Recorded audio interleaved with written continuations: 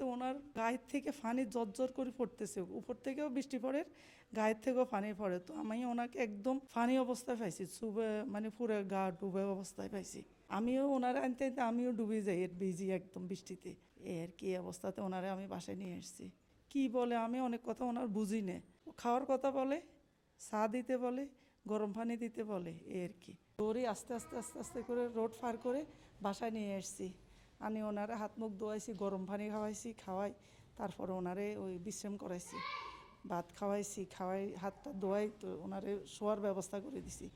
ওনার মাথায় মনে হয় একটু সমস্যা আছে, যার কারণে ওনার মানে কিছু বললে সঠিকভাবে কিছু বলতে পারে না। বলে মানে কোথা থেকে আসছে, বলে ছেলে দুইটা, বলে একটা মেয়ে, মানে কি কি নাম বলে আমরা অনেক কিছু বুঝি না ওনার, এই আর কি। গত সপ্তাহে প্রচুর বৃষ্টি হচ্ছিল। হ্যাঁ, বৃষ্টিতে দেখলাম যে এই মহিলাটা রাস্তার মধ্যে দাঁড়িয়ে আছে, মাথা নিচু করে, ঝড় বৃষ্টি, তার পুরো বৃষ্টিটা তার উপরে যাচ্ছে আর কি। তো আমি সকাল থেকে বিকাল পর্যন্ত দেখলাম যে মহিলাটা বৃষ্টিতে ভিজতেই আছে। পরে কোথাও যায় না, পরে লাস্টে বললাম যে বাড়িতে এসে বসলাম যে ব্যাপার, এই একটা মহিলা এই কষ্ট করতেছে, দিনে সারা দিন বৃষ্টিতে ভিজতেছে, এ তো যে কোনো মুহূর্তে হয়তো তার ক্ষতি হয়ে যেতে পারে। পরে আমি বললাম যে তাকে নিয়ে আসলে দেখি, কি জিজ্ঞাসা করি কোথায় বাড়ি, কী ঘর। পরে দেখলাম যে সে কোথাও বাড়ির কথা বলে না, কি দুই একটা কথা বলে মাঝে মাঝে।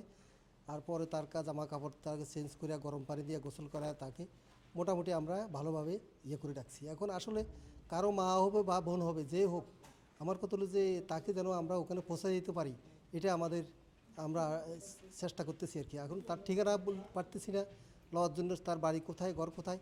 এখন যদি কোনো সহৃদয় ব্যক্তি তার ঠিকানা জানেন, তাহলে আমি মনে করি আমরা তাকে সুন্দরভাবে পৌঁছে দিব। যদি আমাদের মোবাইল নাম্বার দিয়ে দেব যে আমরা অমুক জায়গায় আছি, তাহলে আমরা মোটামুটি তাকে একটা সেফ জায়গায় নিতে পারি আর কি। এখন এই অবস্থা আছে। এখন যদি কোনো সহৃদয় ব্যক্তি তার খবর পায়, জানে, তাহলে আমরা সুন্দরভাবে পৌঁছা দিব আর কি। তা আমরা এখন আমাদের কাছে রাখছি, তাকে সেবা শুশ্রূষা জায়গায় বলে। তবে তার কথা অনুযায়ী বোঝা যাচ্ছে যে সে উত্তরবঙ্গের ওই সাইডের যে কোনো লোক হতে পারে। উত্তরবঙ্গ তার কথাবার্তায় কিছু বোঝা যায় যে সে উত্তরবঙ্গের লোক হবে। তবে আমাদের নোয়াখালীর অত্র এলাকার লোক হওয়ার কথা না, কারণ তার কথাবার্তায় ওরকম বোঝা যাচ্ছে না। এখন যদি কেউ তাকে যদি শনাক্ত করে তাকে নিয়ে যায়, আমরা সুন্দরভাবে তাকে পৌঁছা দিব, এইটা হলো কথা আর কি। কথা বলে হাজব্যান্ড আছে, তার ছেলে মেয়ে আছে, সেটাও সে বলে যে ছেলে আছে, তার হাজব্যান্ড আছে, এই আর কি।